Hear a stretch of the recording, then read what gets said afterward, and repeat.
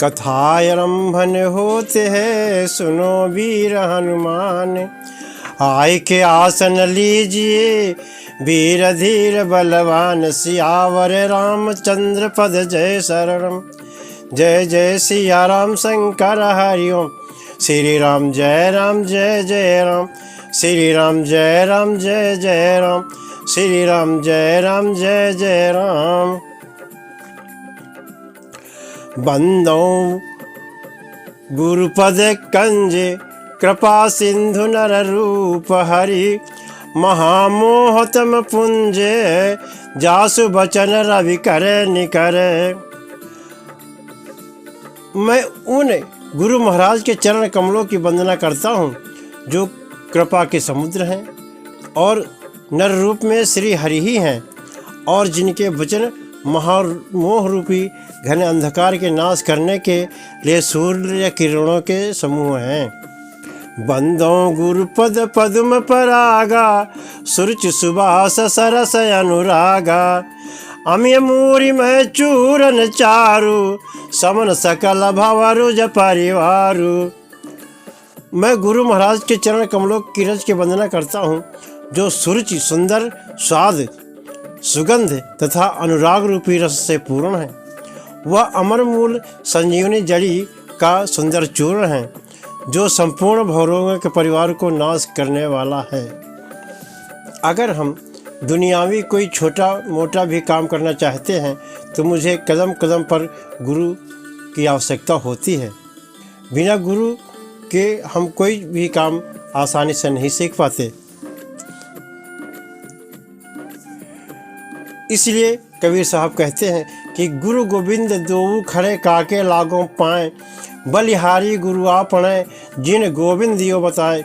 कि अगर भगवान और गुरु दोनों एक साथ एक ही जगह पर खड़े हों तो सबसे पहले मैं अपने गुरु महाराज के चरण कमलों की वंदना करूंगा,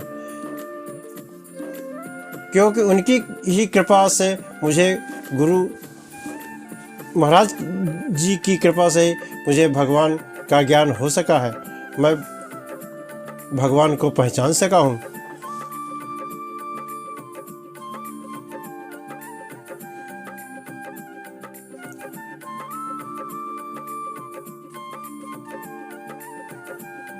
कबीर साहब कहते हैं कि सब धरती कागज करूं, लेखन सब बन राई। सात समुद्र की मस करूं, गुरु गुण लिखा न जाए।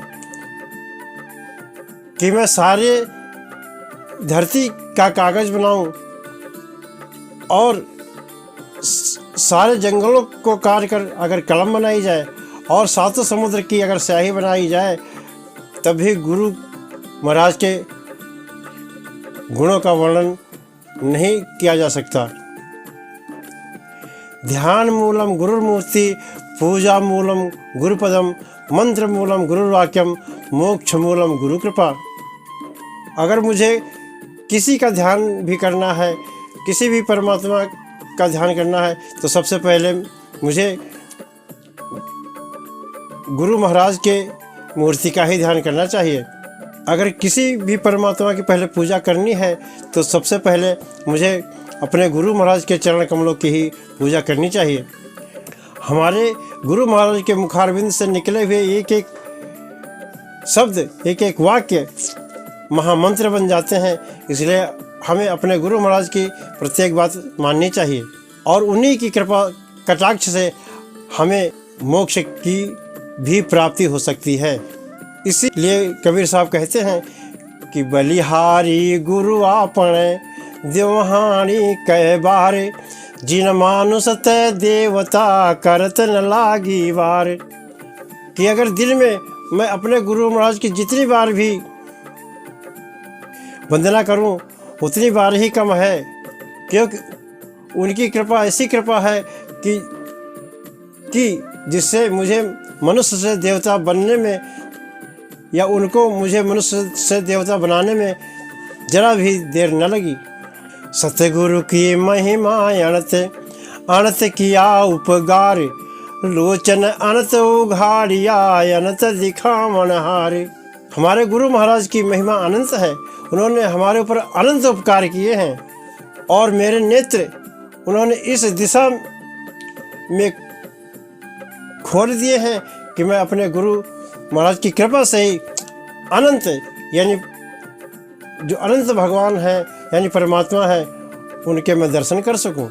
सतगुरु हम सूरज कर एक कहा प्रसंग, बरसा बादल प्रेम का भीज गयो सब अंग। श्री सतगुरु महाराज ने मुझसे प्रसन्न होकर मुझसे एक प्रसंग कहा, जिससे मेरे शरीर पर उनके प्रेम रूपी अमृत की वर्षा हुई और उनके वाक्यों से, उनके वचनों से, वचन अमृतों से मेरा अंग अंग सराबोर हो गया, उनसे प्रभावित हो गया। इसलिए हमारे गुरु महाराज की ही ऐसी कृपा है कि जो इस लोक में हमारा स्वार्थ भी बनाती है और उस लोक में परमात्मा के लोक में हमारा परमार्थ भी बनाती है। इसलिए हमें सदैव अपने गुरु महाराज का ध्यान, स्मरण, भजन और उनसे परम प्रेम करते रहना चाहिए।